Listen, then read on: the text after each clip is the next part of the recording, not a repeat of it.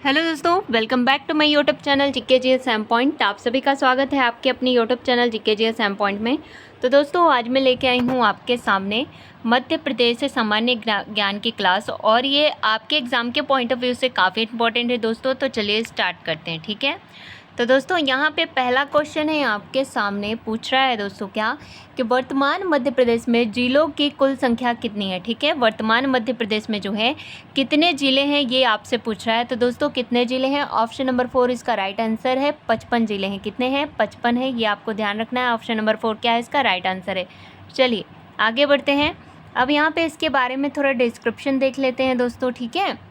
तो यहाँ पे दिया गया है, आप देख सकते हैं कि संभाग जिलों का समूह, ठीक है। तो कितने संभाग है? टोटल 10 संभाग है, ठीक है। जिला कितने हैं, जिसे क्या बोलते हैं? विकास खंडों का समूह दोस्तों। तो कितना है? 55 है, ठीक है। विकास खंड मतलब तहसीलों का समूह कितना है दोस्तों? 313। ग्राम पंचायतों की अगर संख्या पूछे तो कितनी है दोस्तों? 436 ग्राम पंचायत। यहाँ पे जैसे यहाँ पे तहसील ग्राम पंचायतों का समूह यहाँ पे 436 है, और ग्राम पंचायत कितने हैं? 23,922। नगर निगम कितने हैं दोस्तों? 17 हैं। नगर पालिकाएँ कितनी है? 99। और कुल ग्राम कितने हैं यहाँ पे?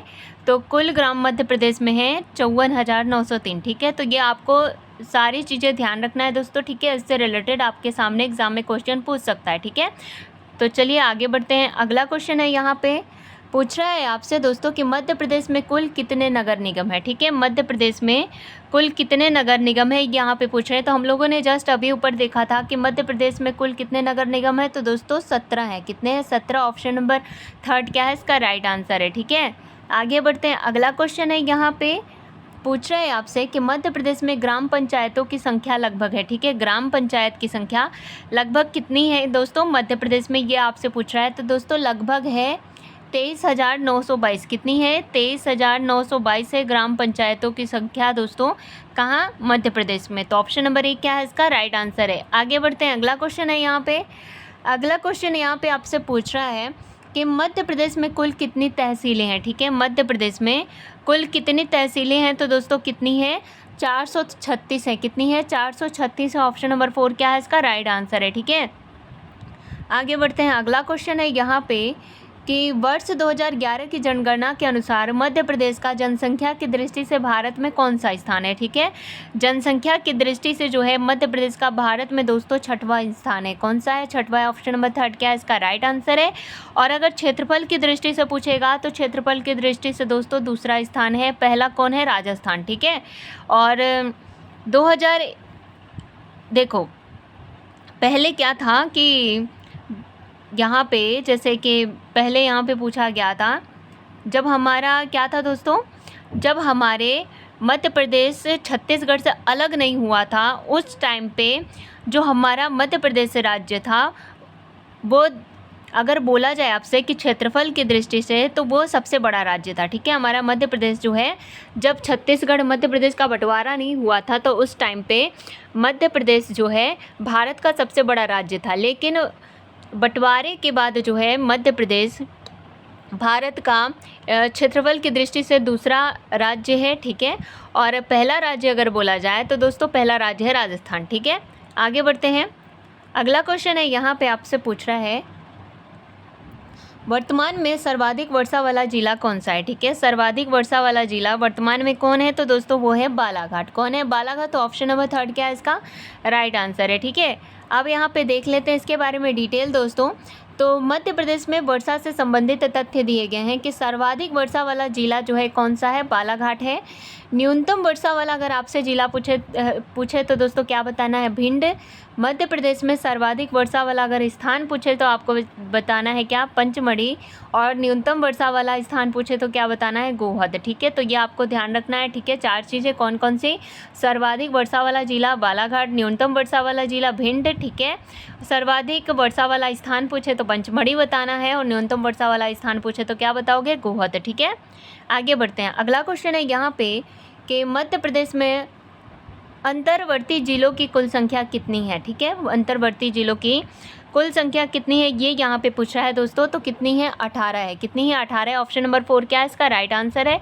आगे बढ़ते हैं। तो देखिए दोस्तों, यहाँ पे पहली बात आपको पता होना चाहिए कि अंतर्वर्ती जिले क्या कहलाते हैं, ठीक है। तो देखिए, अंतर्वर्ती जिलों से आशय ऐसे जिलों से है जिनकी सीमा अन्य राज्यों को स्पर्श नहीं करते, ठीक है। ऐसे जिले जिनकी सीमा जो है किसी दूसरे राज्य को स्पर्श नहीं करती हैं वो क्या कहलाती हैं, आपके अंतर्वर्ती जिले कहलाती हैं, ठीक है। तो मध्य प्रदेश में अंतर्वर्ती जिलों की कुल संख्या कितनी है, वो है 18, ठीक है। पहले कितनी थी दोस्तों, पहले 17 थी, उसके बाद उसमें क्या ऐड हो गया, मैहर, तो अब कितने हो गई हैं, 18 हो गई हैं, ठीक है। तो कौन कौन सी हैं, ग्वालियर, विदिशा, उज्जैन, धार, इंदौर, देवास, शाजापुर, सीहोर, भोपाल, रायसेन, होशंगाबाद, हरदा, दमोह, कटनी, जबलपुर, नरसिंहपुर, उमरिया और मैहर, ठीक है। ये वो ज़िले हैं जो कि किसी अन्य राज्य की सीमा से टच नहीं होती, ठीक है। तो ये आपको ध्यान रखना है दोस्तों, ठीक है। आगे बढ़ते हैं, अगला क्वेश्चन है यहाँ पे कि चंबल बेसिन में स्थित सबसे उत्तरी जिला कौन सा है, ठीक है। चंबल बेसिन में स्थित सबसे उत्तरी जिला अगर बोला जाए तो दोस्तों वो है मुरैना, ठीक है। और मुरैना क्या है, मध्य प्रदेश का भी सबसे उत्तरी जिला है। कौन सा है, मध्य प्रदेश का भी सबसे उत्तरी जिला कौन सा है, मुरैना है दोस्तों, ठीक है। तो यहाँ पे ऑप्शन नंबर बी क्या है, इसका राइट आंसर है। और अगर आपसे बोले कि बेसिन जिले में जो है कौन कौन से ज़िले आते हैं, तो दोस्तों यहाँ पे क्या चंबल बेसिन में जो है कौन कौन से ज़िले आते हैं, तो दोस्तों चंबल बेसिन में आते हैं आपके कौन कौन से, भिंड आता है, मुरैना आता है और श्योपुर, ठीक है। भिंड, मुरैना, श्योपुर जो है ये चंबल बेसिन ज़िले के अंतर्गत आते हैं, ये आपको ध्यान रखना है, ठीक है। और यह मध्य प्रदेश का सबसे उत्तरी जिला है, ये भी आपको ध्यान रखना है, ठीक है। चलिए आगे बढ़ते हैं, अगला क्वेश्चन है यहाँ पे दोस्तों, पूछ रहा है कि मध्य प्रदेश के कितने ज़िले राजस्थान की सीमा को छूते हैं, ठीक है। मध्य प्रदेश के ऐसे कितने ज़िले हैं जो कि राजस्थान की सीमा को छूते हैं, तो दोस्तों टोटल 10 ज़िले हैं, ठीक है। कितने हैं, टोटल 10 ज़िले हैं जो कि राजस्थान की सीमा को टच करते हैं। किसके ज़िले, मध्य प्रदेश के ज़िले, ठीक है। तो यहाँ पे कुछ यहाँ पे इम्पॉर्टेंट टॉपिक देख लेते हैं कि मध्य प्रदेश के 5 सीमावर्ती ज़िले हैं, ठीक है। पहला है आपका उत्तर प्रदेश, दूसरा है राजस्थान, तीसरा है गुजरात और चौथा है आपका महाराष्ट्र और पांचवा है छत्तीसगढ़, ठीक है। ये वो राज्य हैं जो कि मध्य प्रदेश से अपनी सीमा को क्या करते हैं, साझा करते हैं, ठीक है। तो मध्य प्रदेश के जो मध्य प्रदेश के जो ज़िले हैं वो उसके पड़ोसी राज्यों से ऐसे कितने ज़िले हैं जो कि टच होते हैं, वो यहाँ पे हम देखेंगे दोस्तों, ठीक है। मध्य प्रदेश की सबसे लंबी सीमा जो है मध्य प्रदेश के साथ उत्तर प्रदेश साझा करती है, ठीक है। और उत्तर प्रदेश की सीमा को मध्य प्रदेश के कितने ज़िले जो हैं टच करते हैं, तो दोस्तों कितने, 14 ज़िले, ठीक है। और अगर आपसे पूछे, यहाँ पे पूछा है आपसे क्या, राजस्थान के 10 ज़िले जो हैं, राजस्थान की सीमा से जो है मध्य प्रदेश के 10 ज़िले जो हैं क्या करते हैं, अपनी सीमा साझा करते हैं, ठीक है। अब यहाँ पे क्या है, गुजरात दोस्तों इसके कितने हैं, 2 ज़िले, ठीक है। मध्य प्रदेश की सबसे कम सीमा है। और यहाँ पे महाराष्ट्र की अगर बात की जाए तो यहाँ पे 10 ज़िले हैं और छत्तीसगढ़ की अगर बात की जाए तो कितने हैं दोस्तों, 7 ज़िले जो कि साझा करते हैं अपना सीमा, ठीक है। तो ये आपको ध्यान रखना है। चलिए आगे बढ़ते हैं, अगला क्वेश्चन है यहाँ पे पूछ रहा है कि इनमें से कौन सा ज़िला महाराष्ट्र के साथ सीमा साझा नहीं करता, ठीक है। ऐसा कौन सा ज़िला है जो कि महाराष्ट्र के साथ सीमा साझा नहीं करता, तो दोस्तों वो है आपका देवास ज़िला, ठीक है। कौन सा है, देवास है, ये आपको ध्यान रखना है। अब आगे बढ़ते हैं, यहाँ पे देखिए डिटेल देख सकते हैं दोस्तों कि मध्य प्रदेश महाराष्ट्र सीमा, देखिए महाराष्ट्र से मध्य प्रदेश के 10 ज़िले सीमा साझा करते हैं। कौन कौन करते हैं, तो अलीराजपुर है, बड़वानी है, खरगोन है, खंडवा है, बुरहानपुर, बैतूल, छिंदवाड़ा, सिवनी एवं बालाघाट और पांडुना, ठीक है।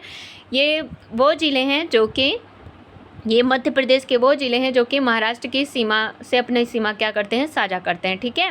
तो यहाँ पे आपसे पूछा था कि जो सीमा साझा नहीं करता, तो दोस्तों देवास जो है वो सीमा साझा नहीं करता है, ये आपको ध्यान रखना है, ठीक है। आगे बढ़ते हैं, अगला क्वेश्चन है यहाँ पे कि मध्य प्रदेश का कौन सा शहर सिंधु गंगा के मैदान में है, ठीक है। मध्य प्रदेश का ऐसा कौन सा शहर है जो कि सिंधु गंगा के मैदान में है, तो दोस्तों वो है आपका ग्वालियर शहर। कौन सा, ग्वालियर है। तो ऑप्शन नंबर 1 क्या है, इसका राइट आंसर है, ठीक है।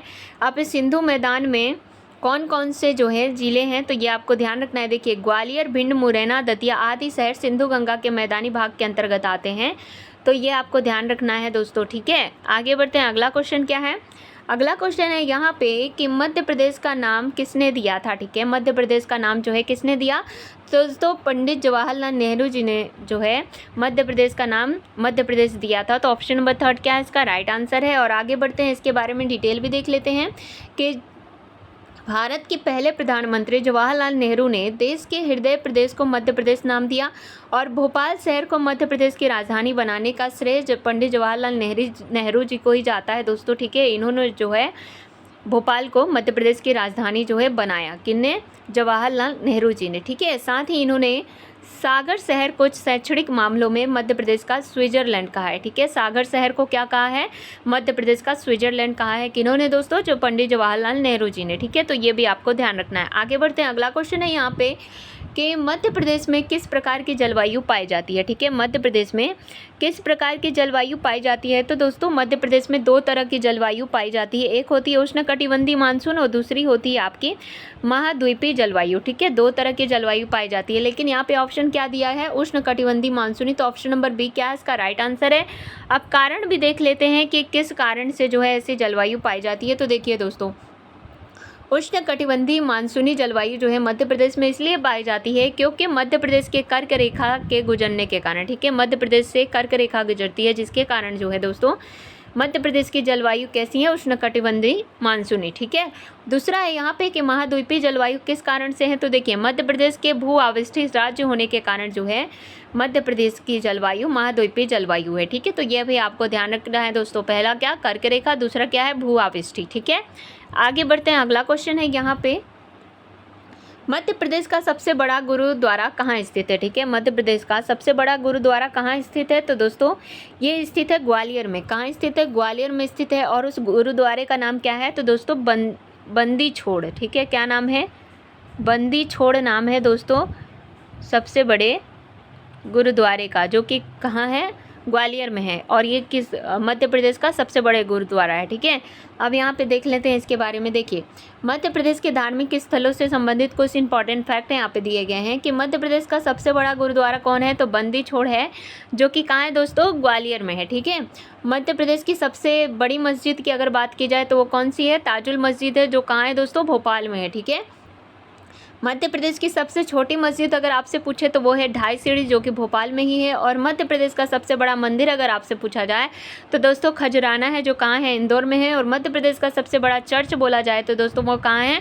वो है आपका भोपाल में। ठीक है, ये भी आपको ध्यान रखना है। आगे बढ़ते हैं, अगला क्वेश्चन है यहाँ पे कि मध्य प्रदेश के किस भाग में वार्षिक तापांतर अधिक रहता है? ठीक है, मध्य प्रदेश का ऐसा कौन सा भाग है जहाँ पे वार्षिक तापांतर सबसे अधिक रहता है? तो दोस्तों वो है मध्य प्रदेश का उत्तरी भाग। ठीक है, मध्य प्रदेश के उत्तरी भाग में जो है वार्षिक तापांतर सबसे अधिक रहता है दोस्तों। चलिए डिटेल देख लेते हैं। तो यहाँ पे आप देख सकते हैं कि मध्य प्रदेश में वार्षिक तापांतर उत्तरी क्षेत्र में अधिक रहता है। मध्य प्रदेश में ग्रीष्म ऋतु में औसत तापमान दक्षिण से उत्तर की ओर बढ़ता है। ठीक है, मध्य प्रदेश में सर्वाधिक तापमान मई माह में होता है। मध्य प्रदेश में न्यूनतम तापमान अगर पूछे तो किस में रहता है दोस्तों? जनवरी माह में। मध्य प्रदेश में सर्वाधिक तापांतर अगर बोले तो क्या बताओगे? मार्च माह में। ठीक है, ये आपको ध्यान रखना है, एक्स्ट्रा फैक्ट। आगे बढ़ते हैं, अगला क्वेश्चन है यहाँ पे कि मध्य प्रदेश में ग्रीष्म ऋतु में औसत तापमान बढ़ता है। ठीक है, मध्य प्रदेश में ग्रीष्म ऋतु में जो है औसत तापमान बढ़ता है, किस कारण से? तो दोस्तों दक्षिण से उत्तर की ओर जो है, देखिए यहाँ पे मध्य प्रदेश में ग्रीष्म ऋतु में औसत तापमान किस तरफ से किस तरफ की ओर बढ़ता है? तो दक्षिण से उत्तर की ओर बढ़ता है। कैसे? दक्षिण से उत्तर की ओर जो है दोस्तों बढ़ता है, ये आपको ध्यान रखना है। ठीक है, तापमान। आगे बढ़ते हैं, अगला क्वेश्चन है यहाँ पे पूछ रहा है कि फजल अली आयोग ने मध्य प्रदेश के किस शहर को राजधानी बनाने की सिफारिश की थी? ठीक है, फजल अली आयोग ने जो है मध्य प्रदेश के किस शहर को राजधानी बनाने की सिफारिश की थी? तो दोस्तों जबलपुर शहर को। किसे? जबलपुर शहर को जो है मध्य प्रदेश के राजधानी बनाने की सिफारिश की थी, किसने? फजल अली आयोग ने। ठीक है, तो ऑप्शन नंबर ए क्या है इसका राइट आंसर है। अब यहाँ पे देख लेते हैं इंपॉर्टेंट फैक्ट कि फजल अली आयोग ने जबलपुर शहर को मध्य प्रदेश की राजधानी बनाने का सिफारिश की थी। बाद में जवाहरलाल नेहरू ने भोपाल शहर को राजधानी बनाने का प्रस्ताव रखा 1 नवंबर 1956। ठीक है, कब दोस्तों? 1 नवंबर 1956 को भोपाल को मध्य प्रदेश का क्या बना दिया गया? राजधानी बना दिया। ठीक है, 1 नवंबर 1956 को भोपाल को मध्य प्रदेश का राजधानी बना दिया गया, ये आपको ध्यान रखना है। ठीक है, आगे बढ़ते हैं, अगला क्वेश्चन है यहाँ पे मध्य प्रदेश में लोकसभा के लिए कितने निर्वाचित क्षेत्र हैं? ठीक है, निर्वाचन क्षेत्र कितने हैं मध्य प्रदेश में लोकसभा के लिए? तो दोस्तों कितने हैं? टोटल हैं 29। कितने हैं? 29 हैं। तो ऑप्शन नंबर ए क्या है इसका राइट आंसर है। अब यहाँ पे देख लेते हैं, 29 तो हैं, लेकिन 29 में किस किस में ये डिवाइड है, तो देखिए अनुसूचित जनजाति की बात करें तो इसके लिए कितने हैं दोस्तों, 6 हैं। और अनुसूचित अगर जाति की बात की जाए तो दोस्तों कितनी है इसकी, 4 हैं। बाकी क्या है यहाँ पे अलग से हैं, ठीक है। तो ये यहाँ पे आपको ध्यान रखना है दोस्तों। और अगर अविभाजित अगर बात की जाए तो कितनी है, 40 है, ठीक है। अविभाजित अगर बात की जाए तो कितनी है, 40 है। आगे बढ़ते हैं, अगला क्वेश्चन है यहाँ पे। अगला क्वेश्चन है कि मध्य प्रदेश में राज्यसभा के लिए कितने निर्वाचन क्षेत्र हैं, ठीक है। मध्य प्रदेश में राज्यसभा के लिए टोटल कितने निर्वाचन क्षेत्र हैं, तो दोस्तों वो हैं 11, ठीक है। कितने हैं, 11 हैं। ऑप्शन नंबर बी क्या है इसका राइट आंसर है। आगे बढ़ते हैं, यहाँ पे देखिए कि मध्य प्रदेश में राज्यसभा सीटें, तो अविभाजित मध्य प्रदेश जब था तो इसमें राज्यसभा सीटें कितनी थी, 16 थी, ठीक है। लेकिन अब वर्तमान में कितनी है दोस्तों, वर्तमान में 11 है, ये आपको ध्यान रखना है। आगे बढ़ते हैं, अगला क्वेश्चन है यहाँ पे पूछ रहा है आपसे कि यदि आप मध्य प्रदेश की सैर दक्षिण से उत्तर की ओर करेंगे तो मध्य प्रदेश का सबसे उत्तरी जिला कौन सा होगा, ठीक है। अगर आप मध्य प्रदेश की सैर दक्षिण से उत्तर की ओर करेंगे तो मध्य प्रदेश का सबसे उत्तरी जिला कौन सा होगा, तो दोस्तों सबसे उत्तरी जिला होगा आपका मुरैना। कौन होगा, मुरैना होगा। तो ऑप्शन नंबर 1 क्या है इसका राइट आंसर है, ठीक है। मध्य प्रदेश का सबसे उत्तरी जिला मुरैना है। मुरैना की सीमा राजस्थान और उत्तर प्रदेश से लगती है, ठीक है। किससे लगती है, राजस्थान और उत्तर प्रदेश से मुरैना की सीमा लगती है, ये आपको ध्यान रखना है, ठीक है। अब यहाँ पे अगला क्वेश्चन है कि मध्य प्रदेश का पहला ड्राइव इन सिनेमा कहाँ खोला गया है, ठीक है। मध्य प्रदेश का पहला ड्राइव इन सिनेमा कहाँ खोला गया है, तो दोस्तों ये खोला गया है भोपाल में। कहाँ, भोपाल में। तो ऑप्शन नंबर बी क्या है इसका राइट आंसर है। अब इसके बारे में देख लेते हैं। राजा भोज ड्राइव इन सिनेमा भोपाल में खोला गया है दोस्तों। भोपाल में राज्य पर्यटन निगम के होटल लेक व्यू रेसिडेंसी परिसर ड्राइव इन सिनेमा की शुरुआत की गई है, ठीक है।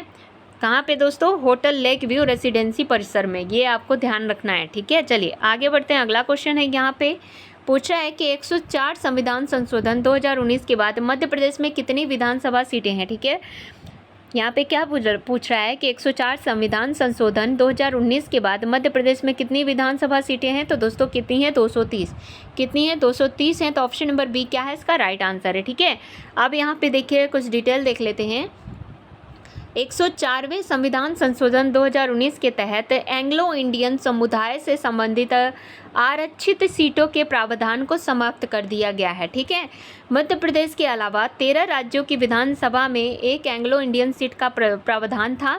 इस कारण वर्तमान मध्य प्रदेश में विधानसभा सीटों की संख्या कितनी है दोस्तों, 230 है, ठीक है। तो ये आपको ध्यान रखना है। आगे बढ़ते हैं, अगला क्वेश्चन है यहाँ पे 104 संविधान संशोधन 2020 के तहत एंग्लो इंडियन आरक्षित सीटों को समाप्त कर दिया गया है। मध्य प्रदेश के अलावा अन्य कितने राज्यों में विधानसभा आरक्षित सीटों में एक एंग्लो इंडियन सीट का प्रावधान था, ठीक है। तो अभी हम लोगों ने ऊपर देखा कितना था दोस्तों, 13, ठीक है। 13 अन्य राज्यों में जो है एंग्लो इंडियन आरक्षित सीटों का प्रावधान था, ये आपको ध्यान रखना है। ऑप्शन नंबर 4 क्या है इसका राइट आंसर है, ठीक है। आगे बढ़ते हैं, अगला क्वेश्चन है यहाँ पे दोस्तों कि 1 नवंबर 2000 के पहले मध्य प्रदेश भारत का कौन सा सबसे बड़ा राज्य था, ठीक है। मध्य प्रदेश भारत का कौन सा सबसे बड़ा राज्य था, तो दोस्तों कौन सा था, पहला था, ठीक है। पहला सबसे बड़ा राज्य था मध्य प्रदेश, ये आपको ध्यान रखना है। लेकिन 1 नवंबर 2000 के बाद जो है मध्य प्रदेश छत्तीसगढ़ आपस में विभाजित हो गए, ठीक है। जिसके कारण जो है क्षेत्रफल की दृष्टि से जो है भारत में सबसे बड़ा राज्य हो गया राजस्थान, और हमारा मध्य प्रदेश कितने नंबर पे आ गया, दूसरे नंबर पे, ठीक है। चलिए आगे बढ़ते हैं, अगला क्वेश्चन है यहाँ पे 2020 में क्या पूछ रहे हैं आपसे कि 2020 में सारस पक्षी की अधिकता के कारण मध्य प्रदेश का कौन सा जिला लैंड ऑफ सारस के नाम से जाना जाएगा, ठीक है। लैंड ऑफ सारस के नाम से कौन सा जिला जाना जाएगा, तो दोस्तों वो जाना जाएगा आपका बालाघाट जिला। कौन सा, बालाघाट जिला जो है यहाँ पे सबसे अधिक सारस पक्षी होने के कारण इसे लैंड ऑफ सारस के नाम से जाना जाएगा, इस जिले को, किसे, बालाघाट को, ये आपको ध्यान रखना है, ठीक है दोस्तों। तो दोस्तों यहाँ पे जो है हमारी ये क्वेश्चंस कंप्लीट होते हैं। अगर आपको दोस्तों ये क्लास अच्छी लगी हो तो लाइक करना, शेयर करना, और जो चैनल पे नए होंगे प्लीज़ चैनल को सब्सक्राइब कर लेना। कमेंट करके ज़रूर बताना आपको क्लास कैसी लग रही है, ठीक है। और ये क्लास आपके सारे स्टेट लेवल के एग्ज़ाम के लिए काफ़ी हेल्पफुल होने वाली है दोस्तों। तो चलिए तब तक के लिए बाय बाय। अब मिलते हैं हम नेक्स्ट क्लास में।